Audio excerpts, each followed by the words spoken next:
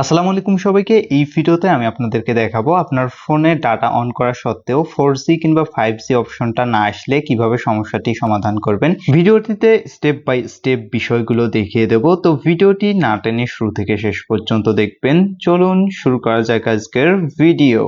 প্রথমে আপনাদের ফোন থেকে সেটিং অ্যাপটিকে ওপেন করে নিতে হবে। ওপেন করে নেওয়ার পর এখানে প্রথমে কানেকশনের একটা অপশন দেখতে পারবেন, এইখানে আপনাদেরকে ক্লিক করে দিতে হবে। এখানে ক্লিক করে দেওয়ার পর এরকম বেশ কয়েকটা অপশন চলে আসবে। এইখান থেকে আপনারা ডাটা ইউজের অপশনটাই ক্লিক করে দেবেন। ক্লিক করার পর এখান থেকে আপনারা একটু নিচের দিকে যাবেন। নিচের দিকে এখানে স্ক্রল করে আসার পর দেখতে পারবেন billing cycle and data warning, এই অপশনটায় আপনাদেরকে ক্লিক করে দিতে হবে। এরপর আপনাদের সামনে এই পেজটা চলে আসবে। এই পেজে আপনারা দেখতে পারবেন সেট ডাটা লিমিটের একটা অপশন রয়েছে, তো এইটা অফ করে দেবেন, কারণ অনেক সময় আপনাদের ডাটা লিমিট লাগা থাকলে যে পরিমাণ ডাটা লিমিট লাগা থাকে ওই পরিমাণ শেষ হওয়ার পর আপনাদের ইন্টারনেট কানেকশনটা অটোমেটিক্যালি অফ হয়ে যায়। তো এইটা আপনারা জাস্ট এইখান থেকে অফ করে দেবেন। অফ করে দেওয়ার পর এইখান থেকে আপনারা বের হয়ে যাবেন। তো বের হওয়ার পর যদি আপনাদের ইন্টারনেটটা চলে আসে তাহলে ভালো, না হলে আপনারা এইখান থেকে মোর ইন্টারনেট সেটিং অপশনটায় ক্লিক করে দেবেন। ক্লিক করে দেওয়ার পর এখান থেকে প্রাইভেট ডিএনএস এর একটা অপশন দেখতে পারবেন। তো এই অপশনটায় আপনাদের জাস্ট একটা ক্লিক করে দিতে হবে। এখানে ক্লিক করে দেওয়ার পর এটা যদি প্রাইভেট ডিএনএস প্রোভাইডার অপশনটায় সিলেক্ট থাকে তাহলে এখান থেকে অটোমেটিকে সিলেক্ট করে দেবেন।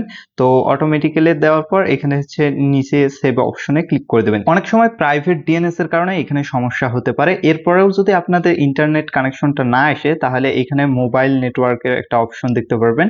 তো এইখানে জাস্ট একটা আপনারা ক্লিক করে দেবেন। তো ক্লিক করার পর এরকম একটা পেজ আসবে। এই পেজে আপনারা নিচে আসবেন, আসার পর এখানে দেখতে পারবেন নেটওয়ার্ক মোড। এখানে আপনারা যে সিমটা ইউজ করেন সেই সিমের নেটওয়ার্ক মোডটাই ক্লিক করে দেবেন। দেওয়ার পর এখান থেকে 3G প্রিফার্ড বা নিচে যেগুলো আছে ওইগুলোতে ক্লিক করে দেবেন। দেওয়ার পর আবারও যে ডিফল্ট ভাবে ছিল সেইটা এখান থেকে সিলেক্ট করে দেবেন।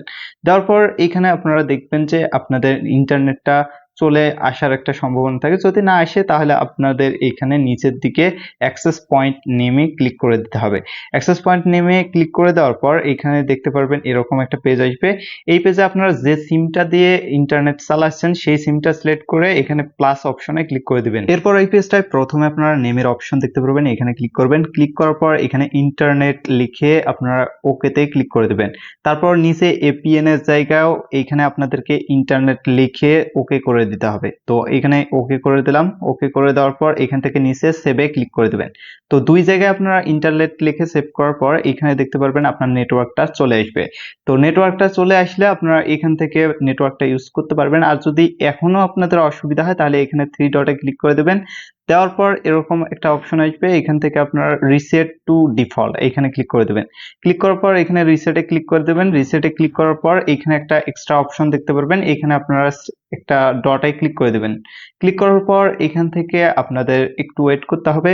ওয়েট করার পর আপনাদের ইন্টারনেটটা চলে আসবে। তো এভাবে আপনারা সমস্যাটি সমাধান করতে পারেন। এরপরেও যদি আপনাদের ইন্টারনেটটা না আসে তাহলে ফোনটাকে রিস্টার্ট করে নেবেন। তো রিস্টার্ট করলে আপনাদের সমস্যাটি সমাধান হবে। তো এই ছিল আজকের ভিডিওটা উপকারে আসলে অবশ্যই লাইক করে দেবেন, চ্যানেলটা সাবস্ক্রাইব করে আমাদের পাশে থাকবেন।